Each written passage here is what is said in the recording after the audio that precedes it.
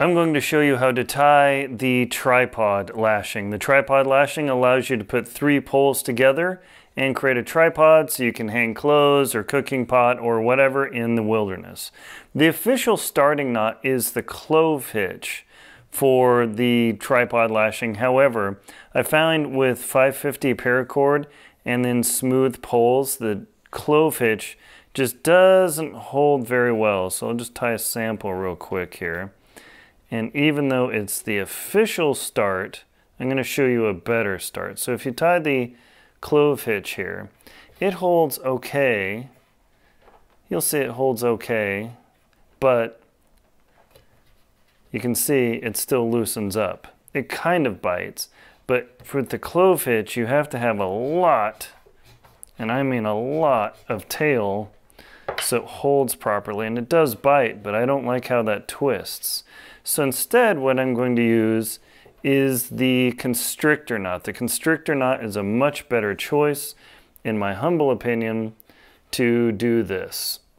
So instead, what I'm going to do is it starts off just like the clove hitch, except, and it's going to be a little hard to see, you come around the base there, and then we go, this is the running part, and this is the running end, this is the standing part.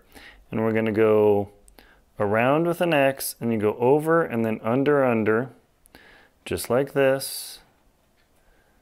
And you're going to pull it tight, and that will never, I mean, the more you pull on it, the tighter it gets. So just for you, this is a much better start for the tripod lashing. I can't recommend this enough. So definitely start off with that and you'll have a better lashing. So what you do is you create what are called the wraps.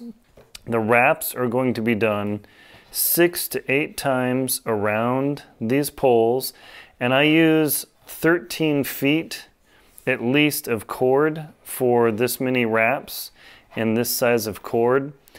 You can use a little bit more, but just be aware that it's going to take way more cord than you think it does, so start off with at least 13 feet. Now, one of the keys is you want to keep these snug, but not overly tight, because once you expand the tripod, you can actually break the cord. It's so strong, or the push force is so strong. So I'm just going to keep doing the wraps around here. It won't take very long.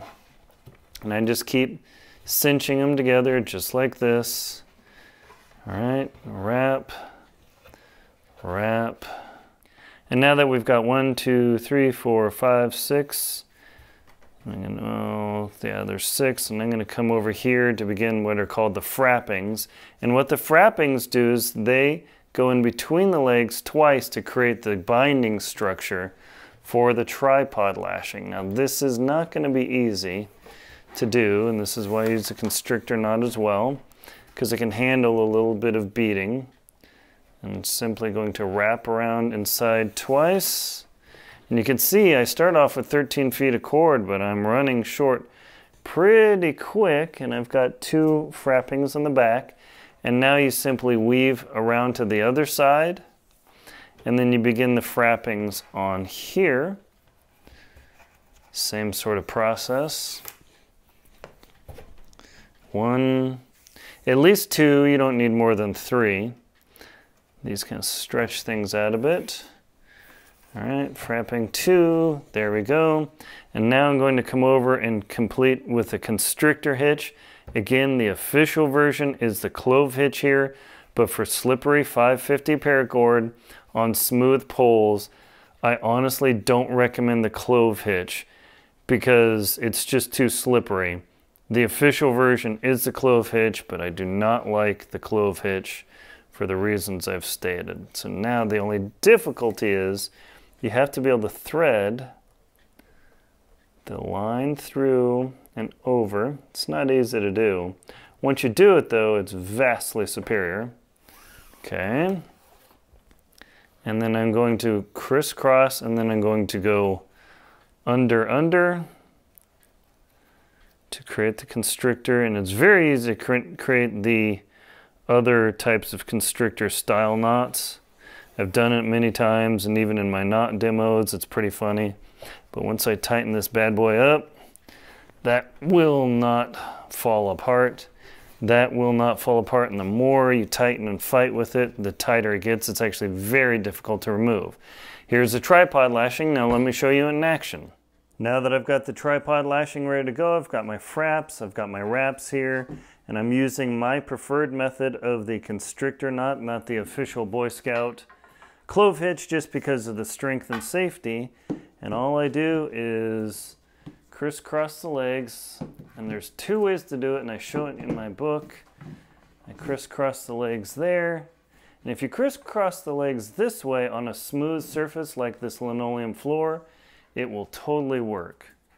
On page 107, I show the two different methods of the leg cross. This method I found isn't as stable as this forced method, and you can see that there. And just like that, I now have something I can dangle food, water, cook pot, or whatever, and this tripod will totally hold on, especially with those constrictor knots. It does very, very well. This lashing is available in my book, The Most Crucial Knots to Know. Thanks for watching.